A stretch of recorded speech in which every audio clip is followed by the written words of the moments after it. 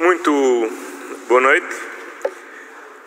O esforço extraordinário de todas as portuguesas e de todos os portugueses ao longo destes 2 meses permitiu-nos chegar hoje, como previsto, ao momento em que, com segurança, podemos falar do plano de reabertura progressiva da sociedade portuguesa.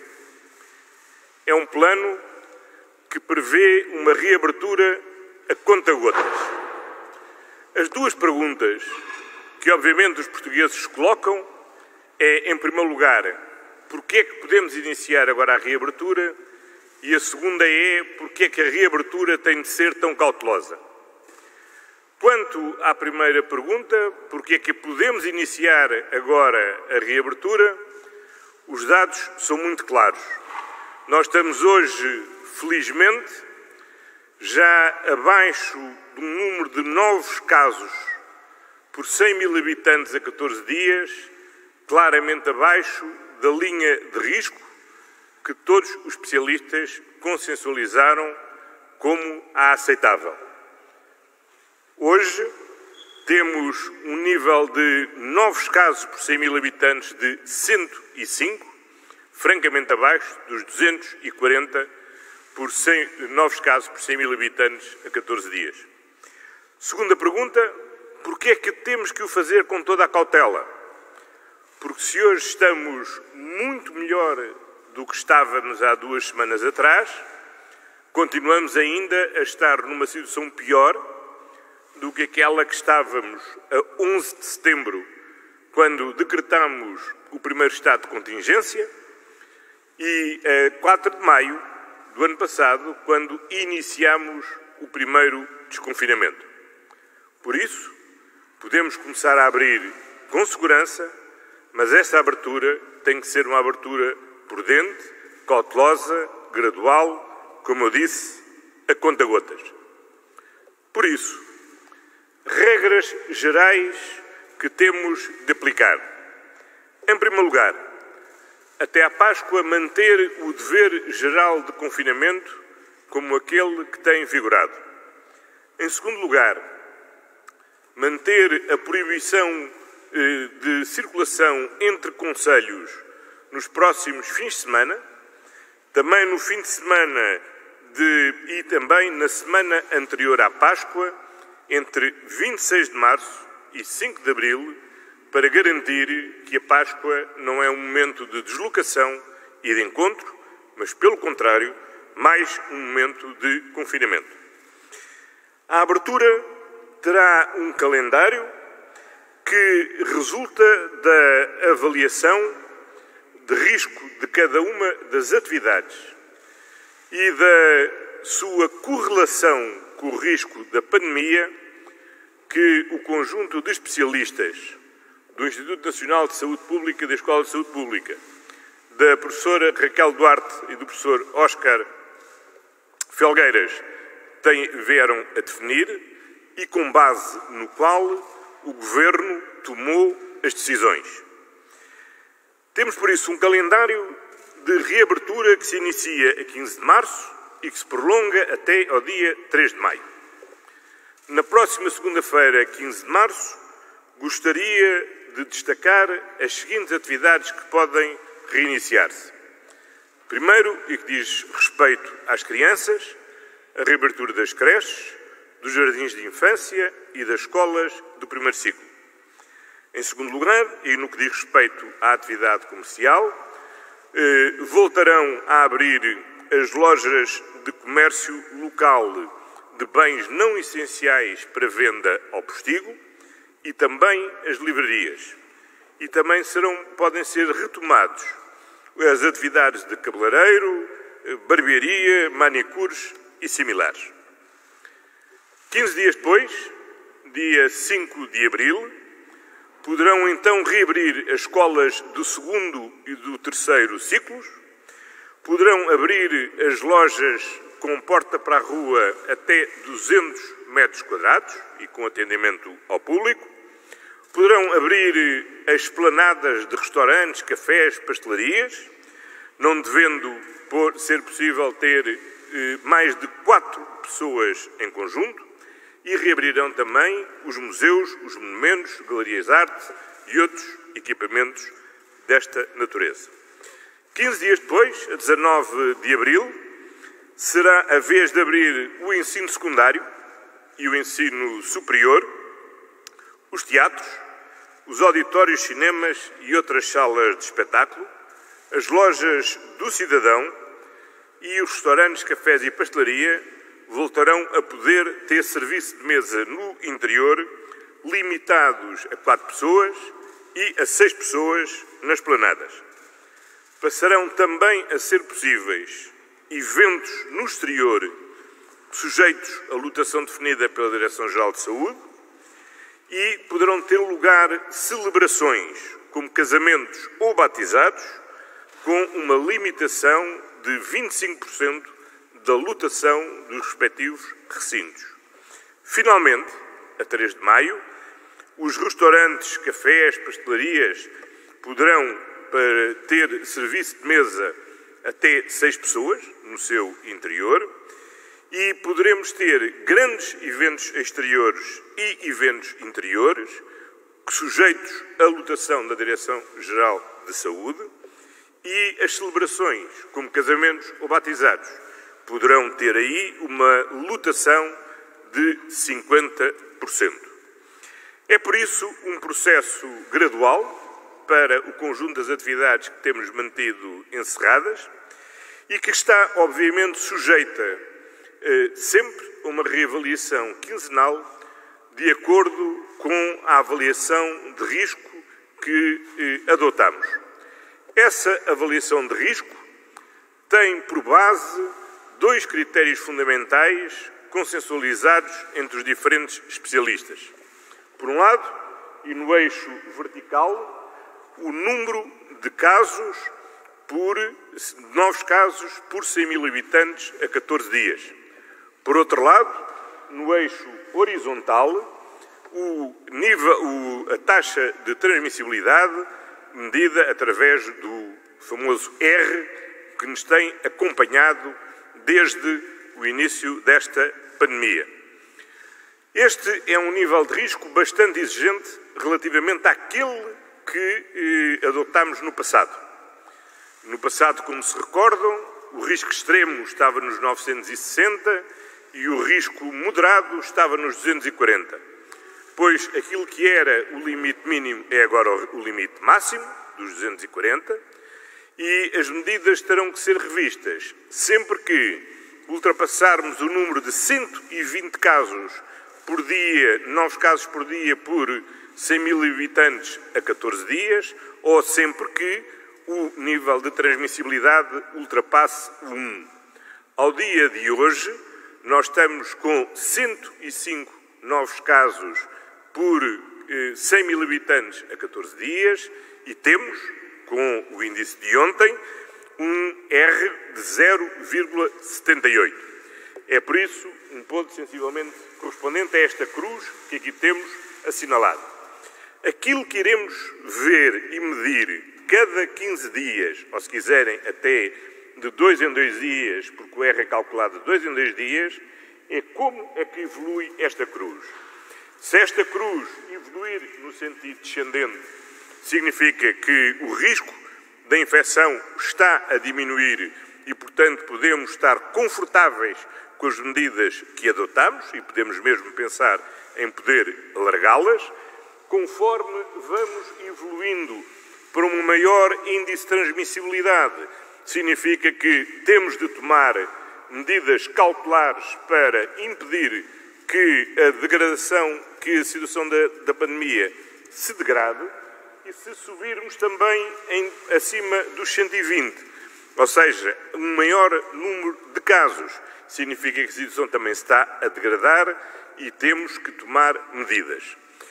Há a situação em que não podemos excluir, em que tenhamos um nível de novos casos superior a 120 e um nível de transmissão superior a 1, e então entramos nesta zona vermelha que implica não só não podermos progredir, mas como termos de adotar medidas de regressão relativamente a este calendário que hoje temos aqui anunciado. Queria terminar com uma palavra de solidariedade para com todos aqueles que nesta terceira vaga perderam as suas vidas, as vidas dos seus amigos, dos seus familiares, dos seus entes queridos, aqueles que sofreram duramente a doença, aqueles que ainda estão hoje internados.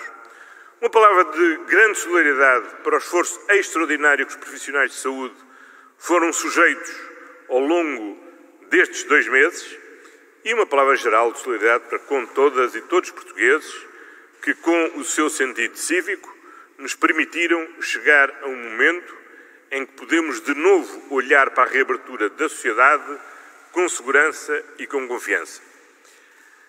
E dizer o seguinte: o que vai acontecer a partir de agora, desde o primeiro dia da pandemia, depende de todos nós. Da forma como mantivermos a disciplina individual, do uso da máscara, da higiene das mãos, do distanciamento físico, de evitar os ajuntamentos, do cumprimento escrupuloso das regras. Se assim não for, não só não vamos poder manter-nos nesta zona onde progressivamente vamos continuar a reabrir a sociedade, como podemos entrar naquelas 2 zonas amarelo de risco, onde temos de paralisar a nossa evolução, ou pior ainda, atingir a zona vermelha, onde temos de andar para trás. Da nossa parte, adotamos um programa que é um programa muito conservador, a conta-gotas, de forma a não corrermos riscos excessivos. Sabemos bem que esta estratégia, sendo prudente do ponto de vista da saúde pública, significa sacrifícios acrescidos, sobretudo para as empresas, para aqueles que vivem do seu trabalho e um peso acrescido sobre o futuro da nossa economia. Julgamos que, como sempre, a vida, a saúde, são os bens que temos que colocar em primeiro lugar e que tudo temos que fazer para salvaguardar. E se fomos capazes, nestes 2 meses, de cumprir e alcançar resultados tão notáveis, em que depois temos chegado a ser, durante alguns dias, os piores do mundo, conseguimos ser aqueles que temos um menor número de novos casos por 100.000 habitantes a 14 dias da União Europeia. Agora o que temos que fazer é manter esta trajetória, não estragar aquilo que conseguimos já alcançar, de forma a podermos ir retomando com segurança a normalidade possível das nossas vidas. Estas medidas, naturalmente, serão acompanhadas simultaneamente da execução do programa de vacinação e, por outro lado, da nova estratégia de testagem que visa aumentar significativamente o número de testes a realizar para não nos limitarmos a testar quem teve um contacto de risco ou quem, por se sentir sintomático, está a ser testado, mas para irmos à procura dos assintomáticos desconhecidos que temos que procurar identificar, isolar, conhecer o seu universo de contactos, de forma, através do rastreamento, poder também isolá-los e assim estancar a pandemia. Mas vacinação, rastreamento e testagem são instrumentos complementares. O essencial, como sempre, é o comportamento individual de cada um de nós e, por isso, como até hoje, continuo a contar plenamente com cada portuguesa e com cada português. Muito obrigado. Sr. Primeiro-Ministro, boa noite. José Manuel Mestre, SIC e SIC Notícias. Queria perguntar-lhe se chegarmos à Páscoa com valores residuais, se os portugueses terão direito a um bónus de antecipar todo este calendário, ou seja, se aquela cruz estiver baixado para o canto inferior esquerdo. Por outro lado, se chegarmos ao vermelho, se podemos voltar às medidas que temos hoje ou se isso está afastado. Última pergunta, quanto é que custou ao Estado este confinamento? Já tem contas feitas? Não tenho contas feitas. Aquilo que lhe posso dizer é o seguinte: amanhã mesmo, o Sr. Ministro da Economia, o Sr. Ministro do Trabalho, o Sr. Ministro da Cultura, o Sr. Ministro da Educação irão apresentar um conjunto de medidas de apoio às empresas, ao setor cultural, ao setor desportivo, em complementaridade às já adotadas até este momento. Nós temos bem consciência que, da mesma medida em que temos que combater a pandemia, temos que suportar a economia e o conjunto da vida em sociedade. Nós não iremos acelerar relativamente a este calendário. A Zona Verde significa que nós estamos numa situação de conforto relativamente ao calendário que definimos. Se passarmos para as zonas amarelas, significamos que estamos numa situação em que temos de paralisar essa evolução. E se chegarmos à zona vermelha, significa que temos mesmo que voltar para trás relativamente aos avanços que já obtivemos. Portanto, à sua pergunta, se chegarmos à zona vermelha, significa que podemos regredir? Não é podemos. Se chegarmos à zona vermelha, temos mesmo que regredir de forma a assegurar a saúde pública. Nós não podemos simultaneamente passar acima dos 120 casos por 100 mil habitantes a 14 dias e um R superior a 1. E temos de conseguir controlar quer o ritmo da transmissão, quer o aumento do número de novos casos. E isso depende de cada um de nós e se, enfim, as medidas, se a evolução da pandemia fizer aquele X andar no sentido contrário ao ponteiro dos relógios, significa mesmo que temos que fazer a nossa vida andar para trás. Muito boa noite. Lígia Veríssimo, RTP. Como está? Eu tenho aqui várias questões. Primeiro queria lhe perguntar... Deixe-me apontar, são várias. Se chegarmos ao vermelho, como é que vai ser feito, enfim, esta flexibilidade que se tem falado que este plano também tem? A nível regional, será... A nível concelhio, como sugeriu o Dr. Rui Rio, será através das áreas metropolitanas e das comunidades intermunicipais, como sugeriu o Dr. José Luís Carneiro. Se nos pode dizer alguma coisa sobre isso. Depois quero saber se há um segundo plano a partir de 5 de maio, se está previsto.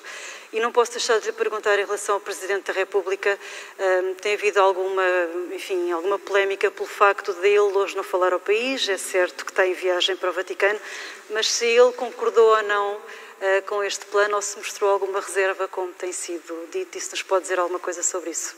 Muito obrigada. Muito obrigado. Relativamente ao Sr. Presidente da República, creio que não há mistério nenhum. O Sr. Presidente da República vai realizar 2 visitas à Santa Sé e ao Reino de Espanha. O que combinámos entre nós é que, precisamente por isso, ele hoje não se dirigiria ao país, apresentaria eu hoje o conjunto deste plano de desconfinamento, sobre o qual tive naturalmente a oportunidade de trocar impressões com o Sr. Presidente da República, mas, como é sabido, temos mantido sempre uma regra óbvia e que é fundamental para o bom funcionamento entre todos, que é, eu nunca comentei uma conversa com o Presidente da República, o Presidente da República nunca comentou uma conversa comigo e a conversa que tivemos só estávamos os dois. Portanto, tudo o que eu tenho lido sobre essa conversa seguramente não me tem por fonte a mim, seguramente não tem por fonte o Sr. Presidente da República e, portanto, são puras especulações. Relativamente ao dia 5 de maio, sim, chegados a 5 de maio, teremos que avaliar a situação em que estamos, se devemos e se estamos em condições de dar mais passos em frente, ou se a prudência manda que fiquemos em 5 de maio no ponto em que nos encontramos no dia 5 de maio. Nós vamos fazer um desconfinamento de acordo com critérios nacionais, e será todo o país a desconfinar, mas o confinamento naturalmente será tão local quanto possível. Como é sabido, no estudo da professora Raquel Duarte e do professor Oscar Falgueiras e da sua equipa, a sugestão que é feita é que seja que, para além do concelho onde existe a situação de risco, seja também alargada aos concelhos limítrofes, porque a experiência nos ensinou que quando um foco começa num concelho, rapidamente se alastra aos concelhos limítrofes. Pedro Nunes Fonseca, Agência Lusa.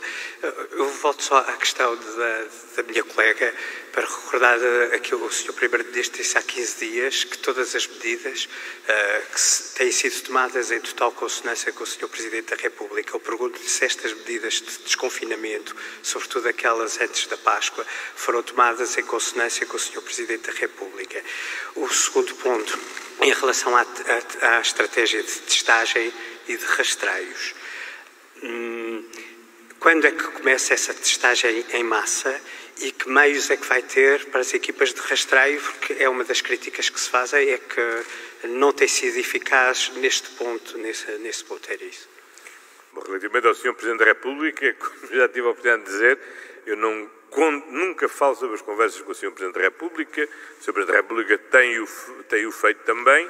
Como o Sr. Presidente da República tem dito repetidas vezes publicamente, e creio que ainda ontem o disse, ou antes de ontem o disse, em matéria de combate à pandemia, tem existido sempre total solidariedade institucional entre Governo, Presidente, Assembleia da República, além de mais porque grande parte destas medidas decorrem do estado de emergência, que é decretado pelo Sr. Presidente por sua iniciativa, que requerem uma autorização da Assembleia da República e que finalmente ao Governo cabe simplesmente regulamentar. Havia outra questão que tinha... relativamente às equipas. Bom, como é sabido, hoje, neste momento, temos com a situação de rastreio perfeitamente assegurada,